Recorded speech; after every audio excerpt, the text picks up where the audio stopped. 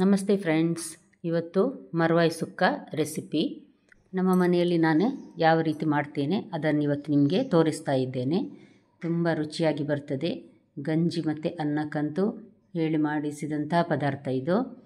ನಮಸ್ತೆ friends, good food land ಚಾನಲ್ಗೆ ನಿಮಗೆಲ್ರಿಗೂ ಆತ್ಮೀಯ ಸ್ವಾಗತ.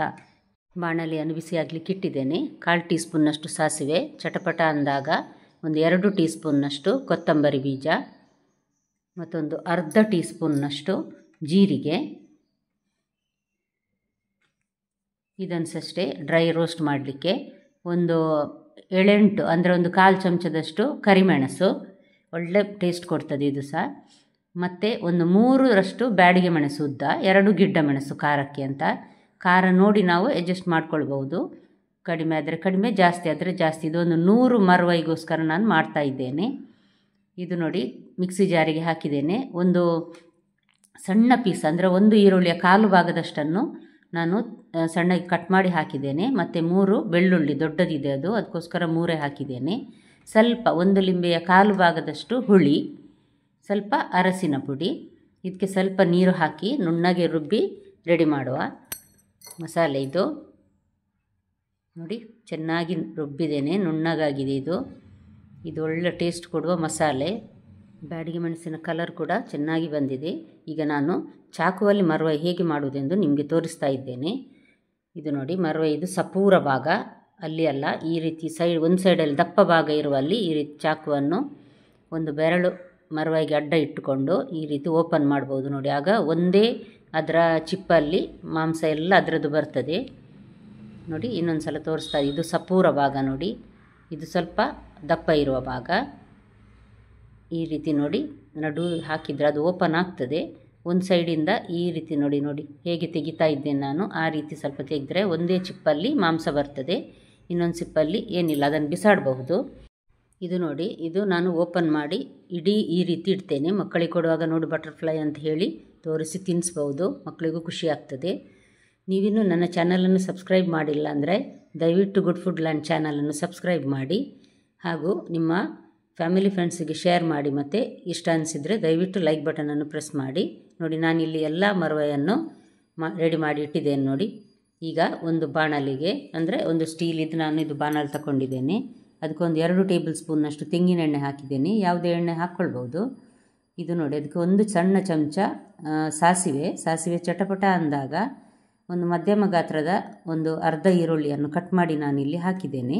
ಮತ್ತು 3-4 ಬೆಳ್ಳುಳ್ಳಿ ಸಿಪ್ಪೆ ತೆಗೆದು ಜಜ್ಜಿ ಹಾಕಿದ್ದೇನೆ. ಇದಕ್ಕೆ ಸ್ವಲ್ಪ ಗೋಲ್ಡನ್ ಬಣ್ಣ ಬರೋವರೆಗೆ ಫ್ರೈ ಮಾಡಬೇಕು. ಇದಕ್ಕೆ ಒಗ್ಗರಣೆ ಕರಿಬೇವು, ತುಂಬ ಕರಿಬೇವು ಹಾಕ್ತೇನೆ ನಾನು. ಇದಕ್ಕೆ ಪರಿಮಳ ಮತ್ತು ರುಚಿ ಒಳ್ಳೆಯದಾಗ್ತದೆ, ಅದಕ್ಕೋಸ್ಕರ ಸ್ವಲ್ಪ ಬ್ರೌನ್ ಆಗ್ತಾ ಬರುವಾಗ ಕರಿಬೇವು ಹಾಕಿದರೆ ಸಾಕು. ಈಗ ನೋಡಿ ಗ್ರೈಂಡ್ ಮಾಡಿಟ್ಟ ಮಸಾಲೆಯನ್ನು ನಾನು ಇದಕ್ಕೆ ಎಲ್ಲವನ್ನು ಹಾಕಿ ಸ್ವಲ್ಪ ಹೊತ್ತು ಫ್ರೈ ಮಾಡುವ. ಇದನ್ನು ಈ ರೀತಿ ಫ್ರೈ ಮಾಡೋದ್ರಿಂದ ಸುಕ್ಕ ಚೆನ್ನಾಗಿ ಸುಕ್ಕದ ರೀತಿಯೇ ಬರ್ತದೆ, ಇಲ್ಲಾಂದರೆ ಸ್ವಲ್ಪ ನೀರಾಗಿರ್ತದೆ. ಅದಕ್ಕೋಸ್ಕರ ಈ ರೀತಿ ಸ್ವಲ್ಪ ಇದು ಡ್ರೈ ಆಗುವವರೆಗೆ, ಅಂದರೆ ಹಸಿ ವಾಸನೆ ಹೋಗ್ತದೆ ಅಷ್ಟೊತ್ತಿಗೆ, ಮತ್ತು ಸ್ವಲ್ಪ ಡ್ರೈ ಸಹ ಆಗ್ತದೆ.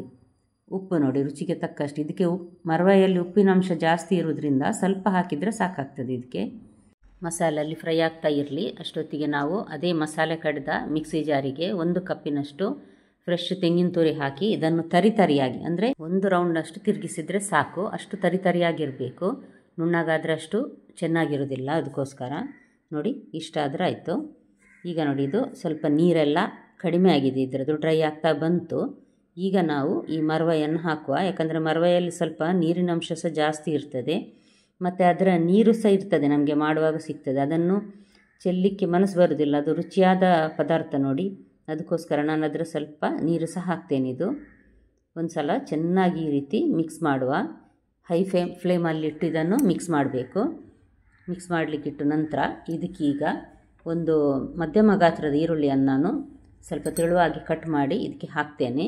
ಮತ್ತು ಸಣ್ಣಗೆ ಕಟ್ ಮಾಡಿದ 1 ಟೇಬಲ್ ಸ್ಪೂನ್ನಷ್ಟು ಶುಂಠಿ, ಎಕ್ಸ್ಟ್ರಾ ಟೇಸ್ಟ್ ಕೊಡಲಿಕ್ಕೆ ಇದು ಒಳ್ಳೆಯದಾಗ್ತದೆ. ಮತ್ತು ಇದು ಮರ್ವಾಯಿ ಗ್ಯಾಸ್ಟ್ರಿಕ್ ಅಂತ ಹೇಳ್ತಾರೆ, ಅದಕ್ಕೋಸ್ಕರ ಶುಂಠಿಯನ್ನು ನಾನು ಸಣ್ಣಗೆ ಕಟ್ ಮಾಡಿ ಹಾಕ್ತೇನೆ.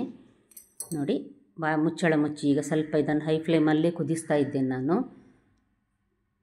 ಚೆನ್ನಾಗಿ ಕುದೀತಾ ಇದೆ. ಸ್ವಲ್ಪ ನೀರು ಆರುವವರೆಗೆ ಈ ರೀತಿ ಹೈ ಫ್ಲೇಮಲ್ಲಿ ಬಿಸಿ ಮಾಡಿದ್ರಾಯಿತು. ಯಾಕಂದರೆ ಮರವೈ ಜಾಸ್ತಿ ಬೇಯಿಸ್ಬೇಕಂತೇನಿಲ್ಲ, ಅದು ಬೇಗ ಬೇಯ್ತದೆ. ಈಗ ಇಲ್ಲಿ ತರಿಯಾಗಿ ರುಬ್ಬಿಟ್ಟ ತೆಂಗಿನ ತುರಿಯನ್ನು ನಾನಿಲ್ಲಿ ಹಾಕ್ತಾ ಇದ್ದೇನೆ. ನೋಡಿ, ಸ್ವಲ್ಪ ಡ್ರೈ ಆಗ್ತಾ ಬರ್ತಾ ಇದೆ ಅನ್ನಿಸುವಾಗ ಇದನ್ನು ಹಾಕ್ತಾ ಇದ್ದೇನೆ. ಒಂದು ಸಲ ಚೆನ್ನಾಗಿ ಮಿಕ್ಸ್ ಮಾಡುವ. ಬಾಯಲ್ಲಿ ನೀರು ಬರಿಸುವಂತಹ ಪದಾರ್ಥ ಇದು, ನಮಗೆಲ್ಲ ತುಂಬ ಇಷ್ಟ ಇದು. ಅನ್ನಕ್ಕಂತೂ ಒಂದು ತುತ್ತು ಜಾಸ್ತಿಯೇ ತಿನ್ನಲಿಕ್ಕೆ ಮನಸ್ಸಾಗ್ತದೆ ಈ ಪದಾರ್ಥ ಮಾಡಿದರೆ. ಈಗ ಡ್ರೈ ಆಗಿ ಮರವೈ ಸುಕ್ಕ ರೆಡಿಯಾಗಿದೆ. ಸ್ವಲ್ಪ ಕೊತ್ತಂಬರಿ ಸೊಪ್ಪೊಂದು ಹಾಕಿದರೆ ರೆಡಿ ಆಯಿತು. ಬಿಸಿ ಬಿಸಿ ತಿಂದರೆ ಅನ್ನಕ್ಕೆ ಭಾರಿ ರುಚಿಯಾದ ಪದಾರ್ಥ ಇದು. ಖಂಡಿತ ನೀವೊಮ್ಮೆ ಟ್ರೈ ಮಾಡಿ ನೋಡಿ ಫ್ರೆಂಡ್ಸ್. ನಾಳೆ ಇನ್ನೊಂದು ಹೊಸ ರೆಸಿಪಿಯೊಂದಿಗೆ ನಿಮ್ಮನ್ನು ಮತ್ತೆ ಭೇಟಿ ಆಗ್ತೇನೆ. ನೋಡಿದ ಎಲ್ಲ ವೀಕ್ಷಕರಿಗೆ ಧನ್ಯವಾದ.